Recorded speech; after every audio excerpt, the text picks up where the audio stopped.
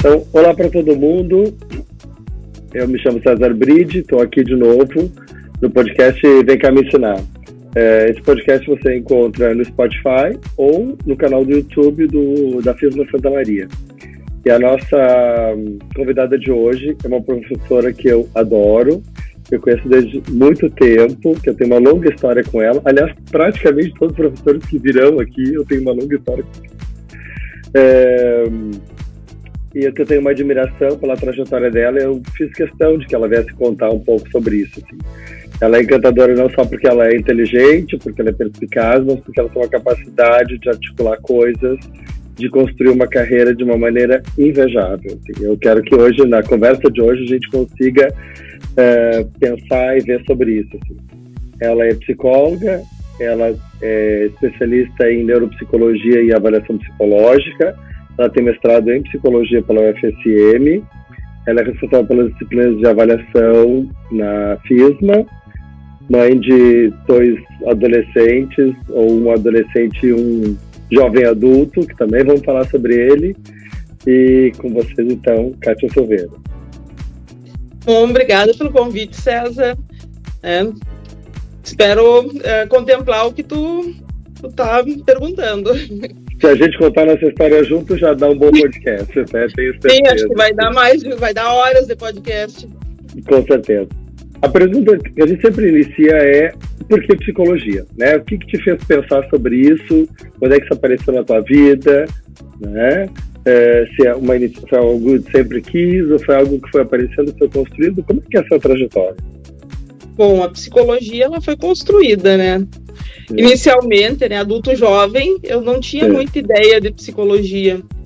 Eu iniciei fazendo, né, alguns outros cursos, fiz administração, tentei história, direito, mas nenhum deles foi o que eu gostei, né? Então não tinha muita afinidade com esses cursos. Trabalhei um pouco, depois decidi ser mãe. E a psicologia foi vindo, foi brotando, né, conforme o desenvolvimento das crianças. E tu conheceu a Maria com 6 meses, né? Então, a minha filha, quando eu iniciei a faculdade, eu iniciei quando ela tinha 6 meses. Foi quando eu descobri a psicologia. Mas tu é de uma época que não tinha psicologia em Santa Maria, né? Não, tinha sim. Não, naquela época só tinha em Santa Cruz. Né? Era mais perto, né? E isso era o mais perto em Santa Cruz e não era nem um pouco viável, né? Pela questão de que eu tinha que trabalhar e tinha que estudar, né? Então, ou trabalhava ou estudava, morar sozinha também em outra cidade também não era muito viável. Sabe que essa acho que é a história de muita gente, né? Que escuta a gente, né? Ou seja, a gente tem que postergar ou negociar sonho, assim, né? Sim. Ou seja, às vezes tu tem que deixar para depois, você tem que fazer de uma maneira um pouco mais lenta, né? Fazer um investimento em algo que não é tão certo, assim. Quando tu me diz, eu fiz outros cursos, chegava a ter um real interesse nesses cursos ou não? E como é que surgiu esse interesse em psicologia? Quando tu entra no curso, tu disse, é aqui? Na verdade, não tinha o real interesse, né? Tanto é que eu fui desistindo conforme conhecendo o curso. Quando a gente é adulto jovem, a gente tem muitas dúvidas ainda, e o desenvolvimento explica isso, né? De tu não saber o que tu quer de carreira, ou o que tu quer pro resto da tua vida. Então, quando eu entrei na psicologia, eu busquei bastante, né? E a minha cunhada, ela também fazia faculdade de administração na FISMA na época, e ela me trouxe para a FISMA, né? Ela disse, vem conhecer, tu não gosta de administração, mas vem conhecer o curso. E aí foi quando eu comecei a me interessar. Aí eu fiz o primeiro semestre, gostei. O segundo, daí eu disse, no terceiro eu disse, é isso que eu quero. Foi assim que eu fui descobrindo a psicologia. Fui lendo sobre. Então, não foi algo que eu sempre quis, né? Mas sim algo que eu descobri. Você sabe que às vezes as pessoas têm um pouco essa fantasia, né? Do tipo, se não existisse psicologia, eu inventava, sabe? Uma coisa assim que você houvesse, assim. Eu fiz o mesmo percurso que tu, assim. Eu fui entender o que eu estava fazendo lá pelo 6º semestre. E dizer, não sei se eu quero outra coisa, mas eu vou fazer isso, né? E aí fui fazendo. Assim, acho que é difícil mesmo, né? A gente pensar num curso, inclusive, tão generalista quanto esse, né? Exato, e eu tive bastante apoio dos professores também, né? Então, os professores fizeram toda a diferença nessa minha jornada dentro da psicologia.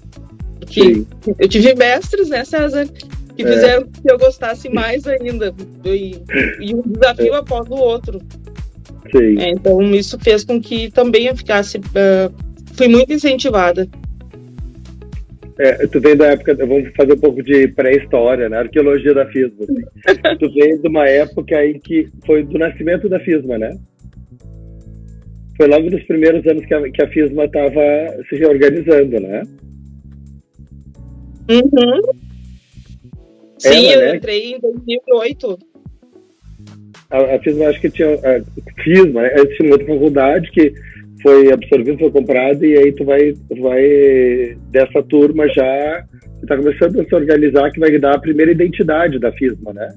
Exato, a gente entrou bem no período que deu toda essa transição, né? Eu entrei em março, em abril, maio, deu a transição. Parou, fechou tudo, depois o professor Ailo assumiu, e daí teve uma outra característica, uma outra configuração, mas foi bem dentro desse período. Em 2008. Tu vai fazer um curso sem ter a primeira turma formada, é isso? Sim, bem isso. Tu apostou de olho fechado. Bastante, porque e também teve bastante crítica, né? De que será que vai dar certo, será que não vai? E com certeza, né? Isso gera bastante insegurança, mas deu tudo certo. Né? Então a gente tem que tirar experiências e tem que confiar também. Entendo. Eu também estava nessa época, foi quando eu entrei, acabei entrando na FISMA. Acho que foi, quem não sabe, a Kátia foi minha aluna em disciplina de psicopato.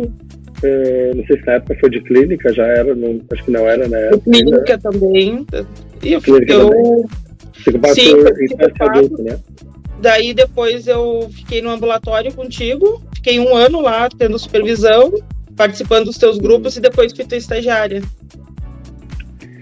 Vamos contar essa história. A Kátia, essa é uma história legal. Porque ela quis o estágio e eu simplesmente desdenhei. Conta a história. Foi muito feio. Eu mandei um e-mail toda empolgada, querendo ser estagiária do César, né?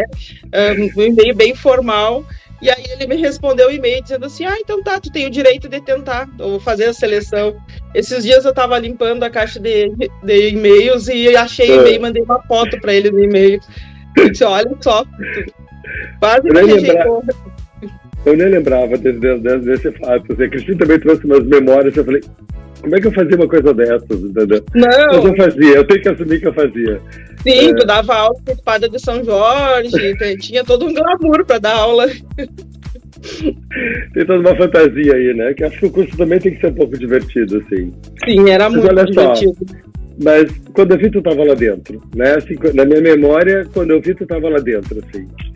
Essa persistência vem da onde? Porque, assim, ó, é inabalável. Depois eu fiquei sabendo que estava no mestrado, eu fiquei sabendo que tu era minha colega. Assim, isso num curto espaço de tempo. Pouca gente consegue isso. De onde é que vem isso na tua vida? Eu tenho muito problema com tu não vai conseguir. Né? Eu acho que veio um pouco disso, assim, dos desafios, de eu achar que sempre tenho que me superar. Então eu venho muito com a palavra tu não vai conseguir, eu mostro que eu consigo. Porque tu sabe que às vezes eu acho isso muito complicado. Você vejo muita pessoa que pensa, não sei, não vou, não arrisco, né? E eu me lembro de ti, assim, do tipo, tá, eu quero isso. Ficou 1 ano, né? A gente deixava meio de molho lá para saber se era lá o lugar mesmo ou não. E isso entrou para ti também, César. Porque tu disse, não, entra no teu direito, eu disse, eu vou te mostrar que eu vou conseguir. Ou seja, não tem limites, né? Não tem limites. Não. Eu me lembro que no mestrado foi a mesma coisa, né? A gente conversava, a gente já estava mais próximo e tal. Aí tu vai entrando no grupo de pesquisa, né? Vai se enfolhando um pouco nisso e depois vai fazer o mestrado, né? Vai conseguir essa vaga, vai mostrar o que é capaz e vai conseguir essa vaga. Sim. Né? É que eu acho que essa é uma característica muito tua, assim. Eu acho que é uma coisa que, não sei se as pessoas que fazem aula contigo hoje, né, têm essa noção, e eu acho o quão necessário é isso, entende, para nossa profissão, não só para conseguir espaço, mas para conseguir reconhecimento, para conseguir bastante coisa. Como é que é isso, a nossa profissão ela tem que se desafiar, né? Tem que se reinventar sempre. E eu digo sempre para os alunos, né, que a gente tem que usar muito a criatividade para trabalhar. Né? Então eu tento trazer isso, conto algumas histórias para eles, claro que não tudo, né? Mas às vezes eu paro um pouquinho a aula e só, pessoal, vou contar um caos para vocês e a gente conversa um pouquinho, até para contextualizar, né? Quando eu falo de um lugar que talvez eles estejam distantes ainda, né? Eles estão recém construindo o plano de carreira deles. Principalmente em avaliação psicológica, né, que é uma disciplina muito complexa, né, e eles não entendem, às vezes psicometria entra um pouquinho de cálculo, entra estatística, daí para que psicologia e cálculo, né, isso não combina. Aí eu trago eles um pouquinho para minha história, de como eu conhecia a psicometria, né, e a gente dá risada bastante, e as coisas se tornam um pouco mais leves. Sim, aquelas aulas de... Porque é umas aulas de estatística, né? Olha, nem que seja para desenvolver o cérebro para isso, assim, né? Minimamente, assim, né? A gente vai para psicologia, não precisa, e cada vez mais que essa situação de baseado em evidências, assim, né? Não é para todos, obviamente, mas de qualquer maneira tu vai usar esse respaldo. Assim. Já que tu falou de avaliação psicológica, bom, com tudo que tinha na psicologia, né, sendo clínica, né, que eu sei que tu trabalha com isso, tu resolve fazer uma especialização, ou seja, direcionar teu trabalho para uma área que é avaliação psicológica, né, e ainda tem um adendo da neuropsicologia. Deixa eu entender um pouco por que isso e por que tu foi fazer essas duas formações. Acho que isso é necessário, ou como é que isso funcionou para ti? Na verdade, foi necessário, né? Até mesmo para as disciplinas que eu planejava, né? Eu entrei na vaga de avaliação, né? Então, dentro disso, precisava ter uma formação mais sólida dentro da avaliação. No mestrado, eu usei um pouco de psicometria, eu tive que estudar um pouco de estatística aplicada na psicologia, e foi meu primeiro contato, na verdade. Claro que na graduação a gente tem aquele contato, mas não tem a real dimensão do contato, né? Porque eu não pretendia trabalhar com avaliação quando eu saí da graduação. Eu comecei a pensar nisso no mestrado, né? Quando eu tive os instrumentos que eu usei dentro dos programas, né? Então, eu comecei a pensar um pouco mais em avaliação. Quando eu comecei a dar aula na FISMA em 2015, né? Tinha disciplinas que eu comecei a me interessar também para ministrar a avaliação. E aí foi quando eu comecei a fazer pós. Daí eu fui para Porto Alegre, fiz uma pós em avaliação, gostei tanto que fui fazer uma pós em avaliação de neuropsicologia. Então, agora pretendo fazer outra pós em avaliação. Tá, mas precisa fazer na tua percepção, tá? Precisar não precisa, né? Não tem nada que está registrado isso. Mas assim, pensando em formação, neuropsicologia te ajuda em avaliação psicológica e em que medida? Em todas, né? Ajuda muito. Tem que entender de neuropsicologia para fazer avaliação psicológica, né? Porque às vezes não é só o que vem na demanda. Às vezes a gente precisa explorar outros testes, outras áreas. Então a gente precisa ter uma amplitude. Então a neuro, ao meu ver, ajudou muito, né? Então é difícil tu entender o pensamento, né? Dentro do que tu não conhece, né? Então, às vezes, só a graduação, ela já ajuda bastante, tem 4 disciplinas que são voltadas para avaliação psicológica, mas o bom é continuar estudando. Eu até hoje faço cursos de laudos, faço módulos de cursos que aparecem, eu continuo estudando constantemente. Erroneamente, as pessoas se enganam imaginando que uma vez que tu sabe o teste, tu sabe fazer aquilo ali, automaticamente tu pode fazer um possível diagnóstico, é isso? Não, é muito difícil, é muito amplo, porque às vezes, né, já ouvi muito a questão de até uma forma, né, que uma das formas que eu pensei dentro da avaliação, que eu quis entrar para avaliação, é que eu comecei a observar dentro do âmbito clínico muito diagnóstico errado. Então, muito diagnóstico que talvez não fosse aquilo que está ali dentro do laudo. Isso me incomoda bastante, né? Uma coisa que me incomoda é os diagnósticos um pouco distorcidos ou rotulações dentro de diagnósticos. Isso é difícil, né? Isso tem aumentado muito na profissão, assim, né? Muito. Isso não é uma outra percepção, né? É um erro, né? Eventualmente tem pessoas que têm percepções diferentes, né? Mas Sim. quando tu pega, tu não leva, sei lá, 2 dados em consideração e, né, na junção deles, eles vão dar um terceiro elemento, né? Exato. Eu não sou avaliador, obviamente, mas na clínica a gente percebe isso, assim. E eu acho que a avaliação psicológica, ela tem um peso gigantesco, né? Uma vez que tu ganha aquele diagnóstico, isso fica. Exato, fica grudado, né? Fica colado, sem contar que por trás desse diagnóstico ele tem medicação, ele tem família, ele tem vida social, tem toda a vida da pessoa, né? Então eu me incomodo muito com isso de diagnósticos não tão... Porque é muito amplo, né? Às vezes pode ter tudo que indica, mas tem um detalhezinho que talvez não seja. Que possa romper ou que possa abrir uma outra parte, assim, né? Sim. Existe essa condição das pessoas irem te procurar para relaudar, sabe? Para reavaliar, assim, porque elas estão insatisfeitas com aquela primeira avaliação? Sim, bastante, né? Tem pessoas que vêm para fazer o reteste, a avaliação novamente daqui a 3 anos, 2 anos, né? Então tem laudos que vêm de 2018, 2017, 2015, e aí a gente faz uma avaliação. Pode ser que confirme ou pode ser que dê um outro resultado, mas a gente busca sempre fazer o melhor possível. Tá, eu entendi. Mas olha só, criança sofre mais? Nesse sentido da avaliação, assim, a procura é maior para esse universo infantil? Você acha que isso cresce? Assim, nós estamos falando que eu vou entrar numa seara bem polêmica, tá? Ou seja, assim, a gente tem essa quantidade gigantesca, né, de diagnósticos, e vamos falar de diagnósticos, não avaliação, né? Porque, assim, ganha um diagnóstico sem necessariamente ter uma avaliação, né? E aí isso entra uma confusão, porque ter sinais e sintomas não garante, sem uma avaliação correta, de que aquilo representa aquele diagnóstico. Estou falando mais especificamente de autismo, que é o que está aparecendo agora, né? Ou os borders, ou alguns transtornos de humor. Eu posso ter esses sinais e sintomas, estou trazendo isso lá da psicopatologia, vindo de qualquer outra situação que, né, tem como final sintomático a manifestação de um outro conflito. E uma avaliação ajuda nesse sentido, né? Então, como é que tu percebe isso agora, esse momento, assim, né? De avaliação, assim, ou seja, de diagnósticos, mas não necessariamente de avaliações. O que é isso?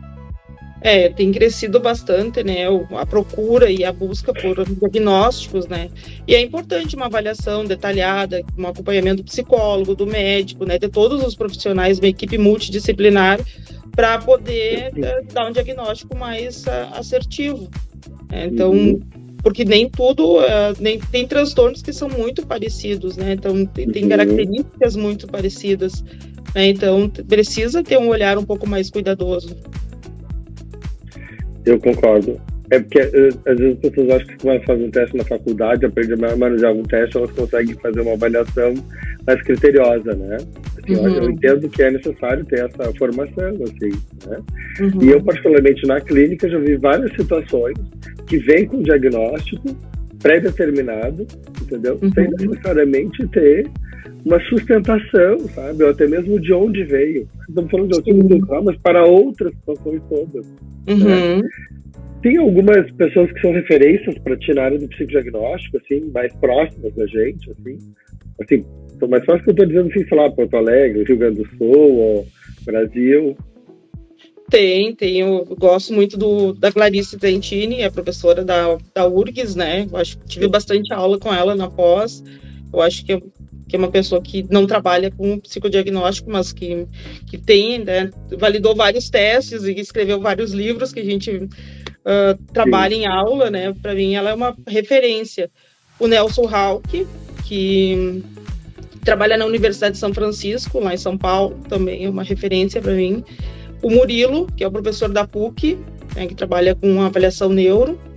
Algumas pessoas. Tá. Isso é importante, às vezes, ficar sabendo, né? Pensar assim, né? As pessoas são mais próximas da realidade, né? Deixa eu pensar algumas outras coisas para além disso, assim. A gente estava falando de jovens adultos, né? Estão recém-formando, ou nem tão jovens, mas são jovens adultos na profissão, né? Uhum. Como que tu imagina que seja as dificuldades iniciais da profissão? A questão do início da profissão sempre é um pouco mais difícil, né? É saber para que área que a gente vai trabalhar, né? Porque não é só a clínica. Muitas vezes a gente sai da graduação pensando que só tem clínica como opção de trabalho. Talvez olhar um pouco mais para a variedade de campos. Mas, por exemplo, para pensar no campo do psicodiagnóstico, por exemplo, que é a tua área, tu acha que tem que ter alguma coisa específica? Olha, vontade de aprender e vontade de estudar, né? Vai ter que estar sempre buscando atualizações. Eu sempre falo em aula, né, que o ideal é que faça, né, continue estudando, faça uma pós, continue se especializando, porque tudo muda, né? Então a gente tem uma ferramenta bem importante que é o SATEPSI, que a gente está sempre acessando, vendo os testes. Utilizem bastante, vejam o que está válido, o que não está válido. É a atualização, né, César? Não adianta. SATEPSI, para quem não sabe, é o site que a gente trabalha com avaliação psicológica, o site do CFP, é um site que a gente tem todas as normativas do conselho, é um site bem importante para a nossa área. Tá, nossa área, tu tá falando da avaliação, isso? Porque eu acho que foi há uns 8 ou 10 anos atrás, é como se o conselho tivesse feito uma limpa nos testes, né? Ou seja, só ficariam aquilo que estava validado, não é isso? Uhum. Sim, a validade anterior a 2018 eram 20 anos os testes. Agora, depois de 2018, a nossa validade de testes é 15 anos. Então, desde 2003, que o conselho ele tomou conta, né, dos testes, ele começou a cuidar mais, regulamentar os testes. Antes, eles não eram tão rigorosos. Agora, depois de 2003, sim, que teve toda esse cuidado com os testes, né? Não cuidado, mas que só pode ser utilizado pelos psicólogos, não podiam antes, né, de 2018, testes com mais de 20 anos. Então tem toda uma questão ética, todo um cuidado em torno dos testes. Ninguém pode comprar que não seja psicólogo. A carteirinha, né, ou matrícula, né, no caso. CRP, sim, é muito rigoroso isso. E eu acho que isso qualifica muito a profissão, né? Bastante. Como eu sou muito mais velho do que tu, né, como eu fiz uma outra formação, né, e a gente eu me lembro que a minha formação, em termos de avaliação psicológica, era praticamente 8 semestres, assim, era mais da metade do curso a gente estudava avaliação, desde psicométricos até projetivos e tal. Era uma coisa gigantesca. Hoje é uma notícia, né, ou seja, reduziu bastante, né, em termos de quantidade de disciplinas, né, o que literalmente dá uma visão para as pessoas.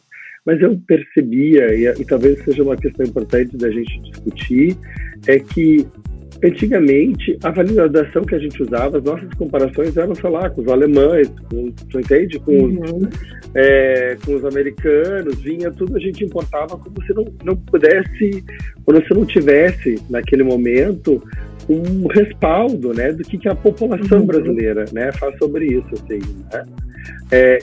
Isso faz diferença, né? Todos os testes eles são validados com a população brasileira em vários estados, né? Então tem tabelas de testes por escolaridade, sexo, local, cidade. Então eles são muito rigorosos, né? Então existem vários estudos psicométricos dentro dos testes. Então é bem difícil para um teste ser validado. Então ele só vai estar validado quando tem todo um rigor técnico por trás dele. Tá. Isso, por exemplo, o que aconteceu no HTP, né? Sim, no HTP. A gente tinha, assim, o HTP é o teste mais comum, para quem não sabe, né? O House Screen Person é o teste que é o mais comum de todos, entre aspas, porque é o mais acessível, né? Papel, lápis e borracha, basicamente, né? A gente já fez isso provavelmente em alguma carteira, né, para já fazer motorista, para algumas, né, avaliações. Ele traz alguns indicativos, né? não necessariamente que é um teste menor, que fique bem claro isso, né? Na verdade, ele é mais simples na sua aplicação, assim, em termos de materiais. Mas até o ano passado, era uma validação internacional? Não, era no nosso contexto, né? Só que agora eles fizeram um pouco diferente. Colocaram para o contexto brasileiro em março, a partir de março desse ano. Então, todos os testes eles são validados na nossa população. Mas agora está mais específico. Entendi. Ou seja, passado aqueles 15 anos, então agora é uma nova revalidação, é isso? Sim, outros estudos, né? E outra testagem em amostra brasileira. Chega a ter grandes diferenças? Eu notei algumas. Tipo o quê, por exemplo? Na maneira de corrigir, no conteúdo das coisas, ou no modo como a gente relaciona com a questão do gráfico ali, especificamente? A primeira diferença foi no protocolo de aplicação, né? A gente tem o protocolo de aplicação, eu achei bem diferente do primeiro protocolo, mas tem algumas diferenças. Entendi. Nós não vamos abrir aqui. Como é testagem, eu não vou falar muito sobre. Exatamente, assim. Mas é só para entender isso, assim, e realmente no final vai ter uma significância, vai ter uma compreensão diferente do resultado. Mais ou menos. Mais ou menos quer dizer o quê? Eu quero dizer que vai ter, mudou algumas coisas, mas não totalmente discrepante. Não chega a ser completamente diferente, é isso? Sim. Entendi. Tem algum teste que tu considere, assim, o top de linha? Tem, as escalas Wessler, VISC, Weiss. Essas são os que dá pra ver a alma? Os que dá pra ver a alma? São testes de inteligência, eu gosto bastante deles. Tá. Na minha época era o Rocher, ainda continua sendo? Sim, eu trabalho com o Zuliger, eu não trabalho com o Rocher, eu trabalho mais com o Zuliger. Na época se vendia a ideia de que o Rocher era o do Itamaraty, assim, era para diplomatas, assim, né? São construtos diferentes, né? Esse é de personalidade, as escalas Wessler é mais de inteligência. Eu ocupo bastante na avaliação neuro. As escalas? Isso. Para justamente poder fazer essas medidas, porque se você tem uma ideia do QI, né? Isso, da mensuração. Mas numa condição de inteligência, o QI é só um resultado quantitativo, é isso? Isso. E aí a gente vai analisando dentro de tudo isso. Dentro de todo o as escalas e o psicodiagnóstico, a avaliação, elas vão dar conta de como tu chega naquele resultado, né? Por que tu chega naquele resultado e como tu vai fazer isso, não é isso? Porque quando a gente trabalha com criança, eu trabalho ainda com criança, ou seja, tem isso assim, não adianta só saber se a criança tem uma pobreza intelectual ou não, né? Tem uma dificuldade intelectual ou não. Mas aonde está isso, né? Exato, e tem todo o contexto, né? Tem a questão afetiva também, a questão circunstancial, então precisa fazer uma avaliação bem detalhada. O que tu acha que a gente tem que levar em consideração? A questão afetiva também, não só a cognição. Entendi. Ansiedade, depressão. Entendo. Olha só, a gente tem toda uma condição da neuropsicologia, né? Eu, de psicanalista aqui, também fui cair num grupo que trabalhava com questões de aprendizagem, com questões neurológicas, assim, né? De neurologia, na verdade, assim. E, no fim, acabei me encantando um pouco sobre isso, assim, né? Sobre o quão possível é a condição de mutabilidade que a gente tem. Quanto essas coisas podem realmente mudar, né? Dentro de de todo um processo de intervenção. Claro que o primeiro elemento sempre é a avaliação e depois disso, assim. Tu acredita nisso também? Acredito bastante. Como é que é a tua prática clínica? Dentro do psicodiagnóstico ou no atendimento? No atendimento, porque é isso, o psicodiagnóstico é um carro-chefe, né? Sim. Mas tu ainda faz a questão clínica? Sim. Dá para fazer da mesma pessoa? Desculpa. Dá para fazer da mesma pessoa? Dá para fazer a avaliação e fazer a clínica? Com a mesma pessoa? É. Em momentos no caso, vou falar como eu faço, né? Não sei como os Ótimo. colegas fazem.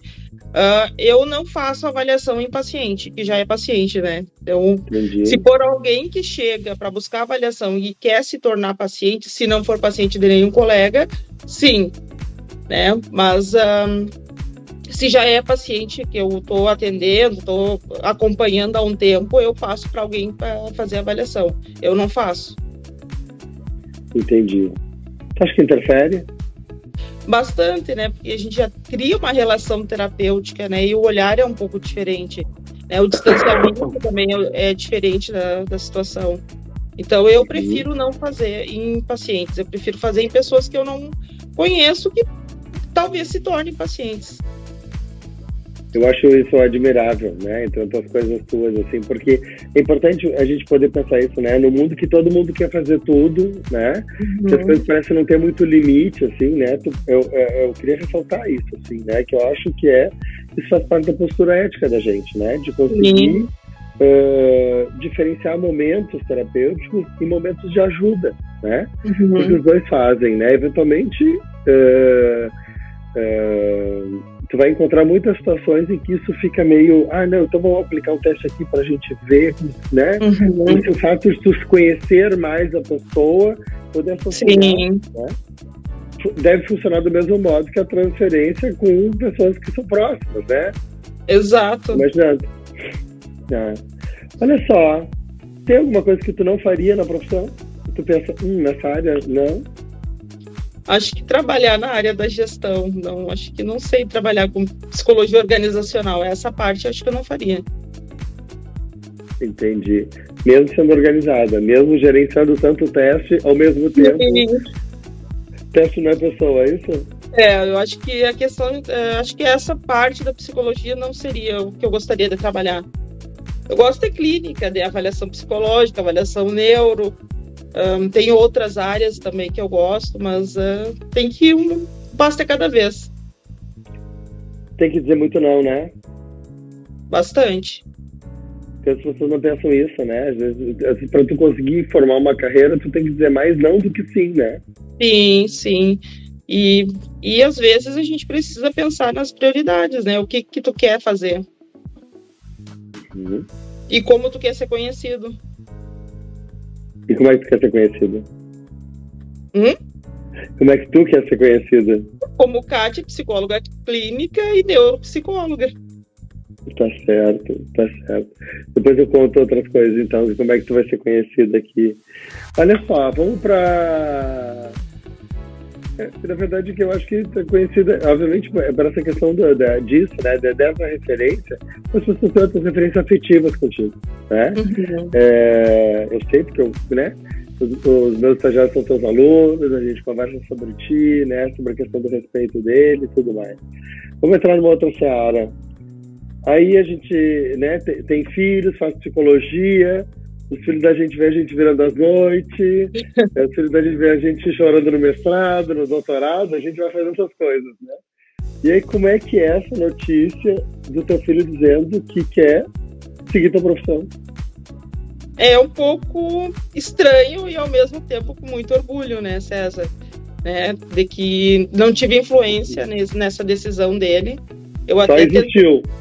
Só existiu, até tentei boicotar um pouco, vendo se ele realmente queria, e ele sempre disse, olha, o momento que eu não quiser mais, eu vou parar, né? Então essa foi a resposta, né? Então vou deixar ele fazer o que ele acha melhor, mas ele tá adorando o curso, né? Ele sente muito orgulho de estar na FISMA, porque foi a faculdade que me formou, né?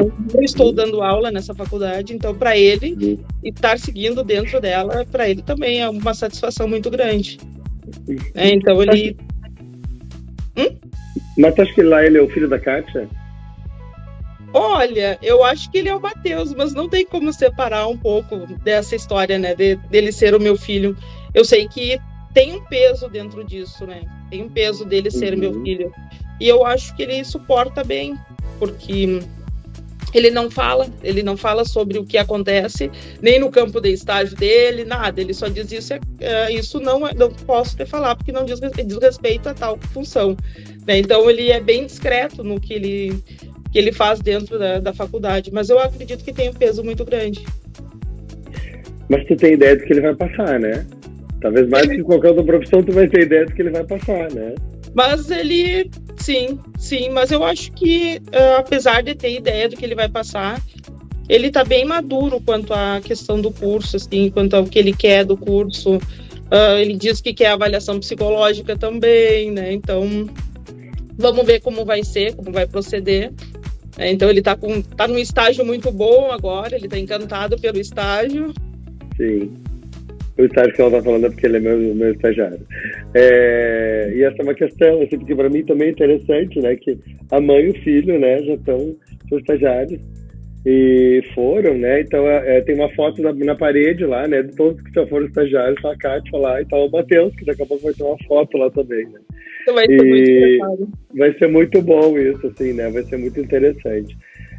Porque a gente ficou pensando assim, claro que é natural, né? Vocês falam de psicologia, eles vão entrando naquele contexto, eles não enxergam, né? Eu acho que eles não enxergam a dor que a gente, né, do processo, mas eles enxergam, meu Deus, né? Essa mulher tá tão empenhada nisso, isso deve ter alguma coisa boa, né? Eu fico pensando um pouco quanto, tava te dizendo, né? Quanto existir, né?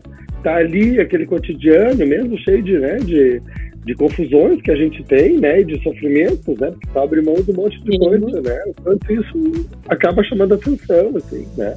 Exato, e ele acompanhou muito, né, César, porque ele era pequeno. Sim. Quando eu comecei a graduação, ele tinha 4 anos, né, então ele acompanhou toda a graduação, ele acompanhou os estágios, ele acompanhou como foi a minha inserção no mestrado, acompanhou a minha vinda para dar aula na instituição que eu me formei. Então, ele acompanhou tudo isso e ele gostou, pegou gosto por isso, né? É isso, né? O teu marido é de outra profissão, né? Completamente diferente. Sim, assim. Ele é militar. Tu acha que tua filha vai seguir, tá mais pro teu lado ou mais pro lado dele? Não, tá pro meu lado. Mas eu nem tenho... Sim, tá mais pro meu lado. Ela disse que tem medo, né, que tem receio de eu ou o Matheus estar influenciando ela, né? Mas a gente não fala nada. Ele disse, eu quero decidir o que eu quero. Mas eu não sei, eu acho que ela vai pender para esse lado também. Da psicologia? Vai ter a maior unidade de representação do conselho dentro de casa, na sala de jantar, é isso? Dentro de casa, sim. Mas não sei, né? Ela não fala ainda o que ela quer, né? Mas pelas pistas que ela deu, ela só diz que não quer ser influenciada, mas que ela tá com medo de ser. Entendi. Aquela coisa que a gente leva um tempinho só para chegar à consciência, para admitir a consciência, né? Já chegou, né? Sim. Interessante isso, assim, né? Ou seja, eu acho que isso mostra um pouco, né, dessa relação que você estabelece com eles, assim, né? De poder falar, de poder ter liberdade, assim. É difícil tantos papéis ao mesmo tempo? Um pouco, né, César? É separar cada um desses papéis, né? O Matheus foi meu aluno, né? Dentro sim, durante 3 semestres, né? Agora, esse semestre que vem, ele vai ser meu aluno novamente. E ele me chama de professora Kátia em sala de aula, né? Então, não acredito. Sim, professora Kátia, e a nossa relação de professor-aluno, eu digo, me manda um e-mail se tu quer saber, como os teus colegas, né? Então ele diz, não acredito que tu vai fazer isso. Sim, mas manda um e-mail que eu te respondo o e-mail, né? Para ficar registrado. Mas assim, é bem divertido até, porque todo mundo sabe, né? Os colegas sabem que ele é meu filho. Mas tem que separar os papéis, né? Não adianta. Eu não sabia disso, isso é muito engraçado mesmo, assim. Porque sim, eu falando por e-mail. Eu imagino que os colegas, o sonho dos colegas é que ele pode acessar a prova antes, né? Por ser do teu filho, poderia distribuir, poderia ser beneficiado. Eu não sabia disso. Não, prova, assim. eu faço a prova e mando pro meu e-mail e apago do computador. Para ele não ter acesso. Não tem acesso nenhum. Que loucura isso. Sim, é bem divertido, sabe? Às vezes a gente ri bastante, porque ele só diz, eu só sou o que sou, porque a minha mãe fez isso. Então, ele traz o que ele estuda, né, pra dentro de casa. Sim, com certeza. E é isso mesmo? Olhando pro Matheus, é um Édipo bem escarrado ou não? Sim. É isso? Sabe o que é? Sim. Então Freud estava certo. A culpa é da mãe, sempre. A culpa é da mãe, sempre. Claro. Sim. Né? Por que a gente teria que assumir essa parte, né? Diriam os pais. Olha só, a gente pode pensar que tu tem uma formação psicanalítica, uma compreensão psicanalítica das coisas. Isso vale também para as questões de avaliação ou não? Não, porque a avaliação, né, por exemplo, a avaliação neuropsicológica, né, ela não é psicanalítica, né, ela entra em outra esfera, né, então essa compreensão eu tenho no âmbito clínico, né, eu acabo separando, porque a avaliação ela é a teórica, né, então ela não vai circular dentro de teoria. Claro que os manuais, todos os manuais, eles têm uma teoria que respaldam eles, mas a avaliação, ela é a teórica. Mas como assim o manual respalda e a avaliação? Como é que eu consigo fazer isso pensando teoricamente, assim, né? Por exemplo, o manual que tu falou do HTP, né? Então, ele tem todo um olhar psicanalítico dentro do manual. Então, ele é todo o conceito de projeção, todos os conceitos, eles vêm da psicanálise dentro desses projetivos. E os mais objetivos, os psicométricos, eles vêm, são objetivos, né? Então, eles não divagam muito, vai ter um certo e um errado dentro da correção deles. Mas olha só, deixa eu entender algumas coisas. Se teoricamente a gente pudesse avaliar de maneira neutra, né, de maneira sem impacto do resto, isso seria universal e para sempre. À medida em que a gente está revalidando esses testes, o que muda então? O que vai se alterando para eu ter que fazer as revalidações sempre? Da testagem? Tá, então eu vou ter que fazer uma pergunta com essa tua pergunta. Tu acha que tu mudou alguma coisa em 15 anos? Algumas coisas, outras nem tanto. Pois mas é que muita coisa muda em num período de 15 anos, sim, né? Então, por isso que a população ela precisa ser testada de novo, fazer as normatizações dos estudos serem realizados novamente, porque tudo muda.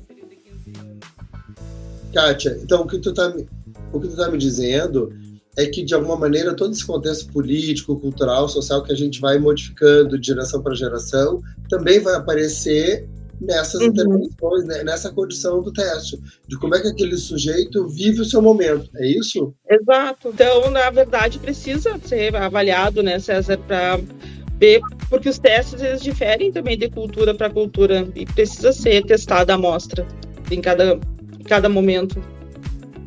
Kátia, estamos pertinho do fim, quero saber projetos para o futuro. Além de ficar rica, claro. Além de ficar rica, eu vou continuar na clínica, né? Me dedicar também na avaliação neuro, quero ver se eu faço uma outra pós, né? Estou buscando outra do meu interesse dentro da avaliação.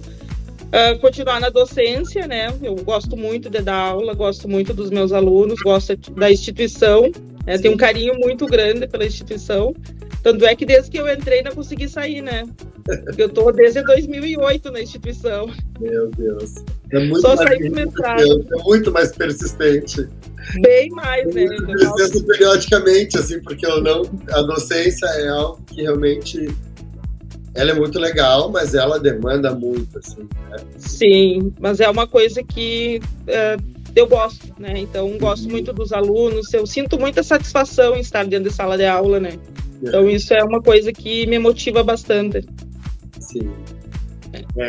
Só para voltar para a brincadeira, dá para ficar rica como psicóloga?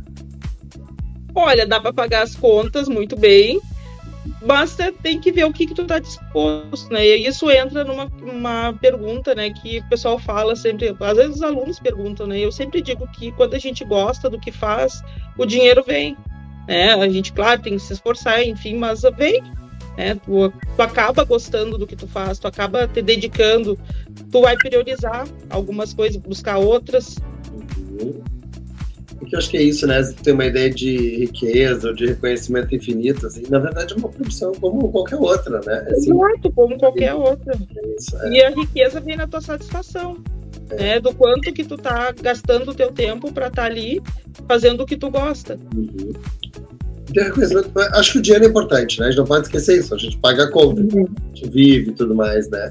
Mas eu acho que é importante a gente poder pensar, né, que para vir o dinheiro, para vir, né? Eu sempre falava isso, né, para os alunos, né? Os primeiros, se levaram 5 anos se formando, vão levar pelo menos mais 5 anos, e tem que começar a ganhar dinheiro de maneira contínua, assim, né? Ou seja, tem todo um processo de investimentos que é o pós-universitário, assim, que é extremamente importante.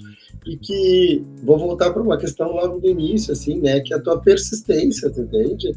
É que vai justamente quebrar com isso, né? Conhecimento, hoje as pessoas te conhecem como a professora Kátia, como avaliadora, né, como psicóloga clínica, é porque tem uma persistência nisso, né? Porque senão, bom, daqui a pouco a gente larga tudo e vai, né, vai fazer outra coisa, esquece a profissão, né? Eu não sei se pensa do mesmo modo que eu, assim, mas é uma profissão muito exigente, né, nesse sentido. Assim, o tempo todo, né, e não é porque agora tu já é a professora Kátia que algumas coisas, né, vão deixar de lado, né, vou fazer nova pós, a pessoa já dá aula, por que eu vou fazer nova pós, né? Bom, porque é justamente para qualificar essas condições, né? Exato, para continuar sempre se atualizando, né, vendo o que pode mudar, o que não muda, buscando atualização, sempre tem algo diferente, né, ou algo que dá para trazer, ou que seja para a sala de aula, ou para trazer para o meu trabalho na clínica. Isso é bem importante. Querida, olha só, eu vou te agradecer. Nós nem falamos de tudo que a gente já viu junto nessa vida, de tudo que a gente passou junto, né, como supervisor e estagiária, como colega de trabalho e como amigo, né? Eu acho que tem milhares de coisas. Os outros, se quiserem, que fiquem nos rodeando para saberem mais histórias da gente, tá bom? Deixa eu agradecer muito, estou super feliz que tu tenha aceitado. Na verdade, para quem não sabe, eu não dei condições, né? Eu disse, tu vai fazer. E como ela é minha amiga, ela sabe que ela precisa me ajudar, ela simplesmente disse, marca dia e hora, o que mostra realmente a super disponibilidade dela, a questão da amizade. Sim. Agradecer. César sabe que eu sou uma pessoa tímida, né? Não me exponho muito em rede social, daí, então, foi bem... Tamo junto. Mas é que esse é um projeto que eu acho que é importante, assim, pra gente poder saber um pouco sobre isso, assim. As pessoas pensam que tem lá a professora Kátia, sabe tudo, acha que as coisas caem do céu, que tu deve ter uma vida, né, de herdeira e foi fazer psicologia, né? E eu acho que tem um exemplo para muita gente, né? Nesse sentido de, sabe, de ter batalhado até achar o que foi fazer isso com uma série de outras coisas acontecendo ao mesmo tempo, maternidade, casamento, né, profissões paralelas para ganhar dinheiro, né, até tu conseguir realmente investir e viver disso, assim. Acho que isso para mim é o melhor. Por isso que eu te queria aqui, por isso que eu te quero na minha vida, né, porque eu te acho exemplar. Tá bom? Querida, obrigado. Beijo. Beijo. Tchau. Tchau.